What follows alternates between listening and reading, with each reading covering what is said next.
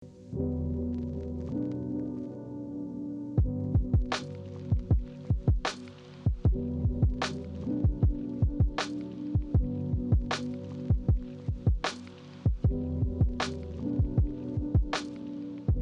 20 Plus, I am so excited that we're starting this life group series. I seriously have been wanting to get started, and I'm just so pumped to get rolling with you guys, doing this curriculum, all of our campuses, all over the Twin Cities, and hopefully around the world if you're watching online. It's going to be absolutely amazing. And we're starting off our first series talking about doubt, talking about comparison, insecurity, and we'll be ending it off with a culture combo, which is going to be a night where we're going to come together by region. We're going to learn from some people, be able to ask some questions, and have a time where we have extended worship. So you're not going to want to miss that.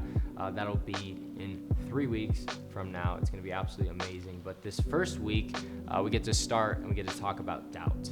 And doubt is something where I feel like we talk about it a lot, but we also don't really dive deep. We talk about, okay, I doubt, all of us doubt, we all have doubts and fears and different things, but what does doubt really mean? And maybe you can think of a moment where you have doubted before. I remember a time where I was doubting quite a lot. I was probably about 6 years old, and I was going swimming with my cousins and my brother, and we went to a pool at a hotel. And I remember I was standing on the side of the pool, and I was standing there and I was looking at the water, and I wasn't going swimming. And I didn't know what it was, but I didn't want to jump in because I was convinced that I couldn't swim.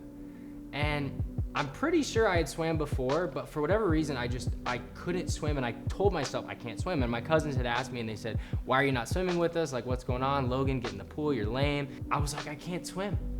I don't know how. I don't know how to swim. I'm gonna drown. And I mean, the pool was probably like 4 feet deep, but I was seriously so convinced that I couldn't swim. And so my grandma finally came up to me. She watched us during the week, and she said, "Logan, why are you not going in the pool?" And I told her, "Grandma, I don't know how to swim. I can't go in without my water wings." How many of you remember water wings? Absolutely amazing. Wish they existed for adults at times. But I convinced myself that I couldn't swim. And my grandma's like, "What are you talking about? You swim all the time. We come here all the time, all summer long. You swim with your cousins and your friends." And I told her, "No, Grandma, I can't swim." And I was so full of doubt as a 6-year-old. But luckily, my grandma knew the antidote to my doubt and my fear. Is she just decided that she was just going to push me right in. And so she pushes me in the water, and immediately I start paddling, and I'm like, "Grandma, why did you do that?" And she kind of looked at me with one of those looks like, "Really? Really? You're swimming right now." And she just walked away, not a care in the world, savage grandma. She pushed me in the water, but I was so full of doubt, and the reality was I could swim all along. I totally knew how to swim. I just forgot to remind myself that I could do that. But luckily I had a grandma that helped me in that. And a lot of times when we look at scripture and we think about doubt, we think of a guy named Thomas. There's a guy in the Bible, he's a disciple of Jesus, and he's known, unfortunately, as Doubting Thomas. It's kind of a bad nickname to be known for. Really, one of the biggest things that he's known for is Doubting Thomas. Maybe even the only thing. Maybe you've only heard that, or maybe you've never heard of him and this is your first time, and I'm telling you about how much he doubted. But in scripture, we get to read about what Thomas was like, and this story of Thomas where he's basically a part of the story of Jesus. Thomas is following Jesus this whole time. He's saying, "I'll follow you wherever." He's a main disciple in this story where he's seeing Jesus' miracles. He's seeing all these amazing things happen. And then it gets to the crucifixion. And the crucifixion hits Thomas really, really hard because he was following Jesus. He was so excited. But all of a sudden, this guy who he's been following, who he really believes is one of the most powerful people to ever walk the earth, gets crucified. And if you can imagine that this guy you're following, this leader that you're following, he's performing miracles, you're seeing things that you've never seen before and that have never happened on the planet, and all of a sudden he gets crucified. Now Thomas finds himself by himself, and understandably the crucifixion hit him pretty hard. And he's there by himself. The other disciples are praying, believing that maybe the promise that Jesus made about that I'm going to return. They don't really know fully what that means, but they're just praying and believing that something would happen. And Thomas is not with them. And so we pick up this story here in John chapter 20 and verse 24. And Thomas is away from the disciples, and the disciples are praying in the room, and then Jesus appears to the disciples. And the disciples are so excited because they see Jesus and they believe this guy just raised from the dead. How crazy is that? But Thomas isn't there. And so this is where we pick up the story.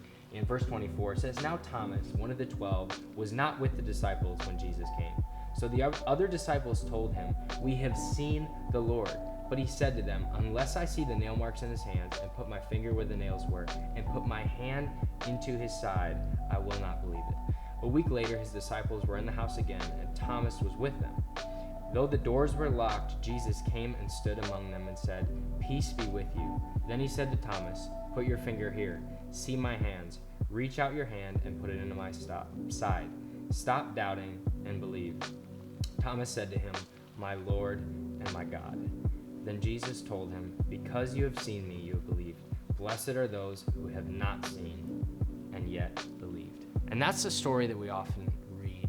And we go, wow, how sad is it that Thomas doubted and all the other disciples believed it? But when you think about the name Doubting Thomas, I try and put myself in his shoes, because maybe what would I do in that situation if all of my friends had seen this miracle of Jesus, this guy who I saw get beaten and crucified and killed, and I know the story that, the stone had been rolled in front of the tomb, and, all hope seems to be lost for the future of the church, and there's a lot of questions, and they know there's promises, but Thomas is there and he's saying, this guy's gone.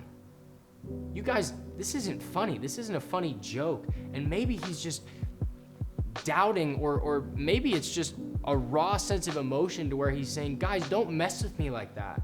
Jesus is gone.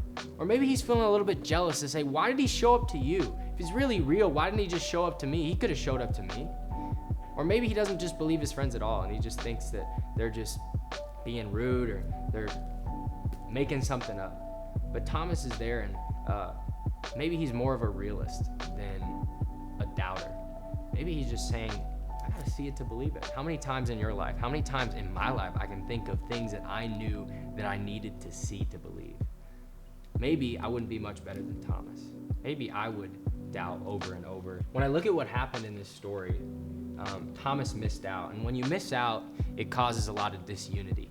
When you miss out from friends, when you miss out from a moment, maybe you feel like you were supposed to be there, or maybe another friend of yours missed out and you have all these inside jokes and people are telling them, and you just feel like, wow, like, this is our joke and you're separate, or maybe someone else has inside jokes and you feel totally left out. When you miss out on things, there's disunity. And so Thomas is on the outside looking in of this amazing testimony of Jesus appearing, and Thomas totally missed out. And so I just encourage you, it reminded me of life groups in this season, is try not to miss. Try not to just show up every once in a while. Try not to just be somebody in church to where you say, I'm gonna go when I can, because there's a disunity there to where we're not doing it together, where we're not a part of this. You say, yeah, culture combos, they're not for me, or you know what, I'm not gonna show up that week just because I'm not feeling it.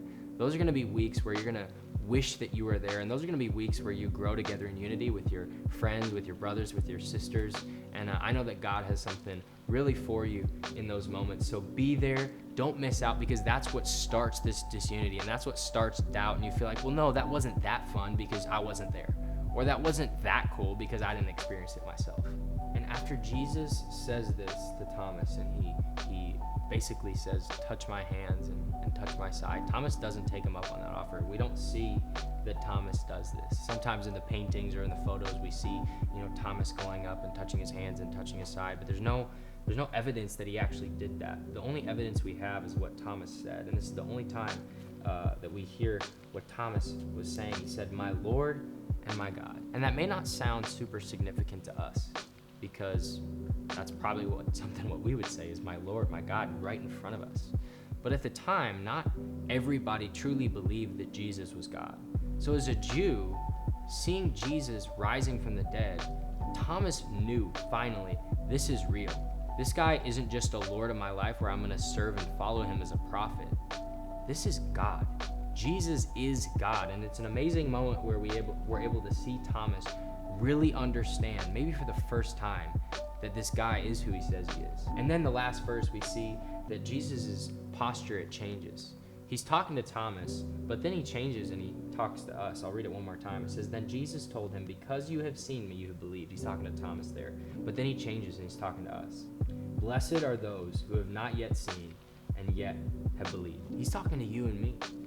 He's saying, yeah, I knew 2,000 years later that you'd be reading this verse. I knew 2,000 years later that you would be hearing this story.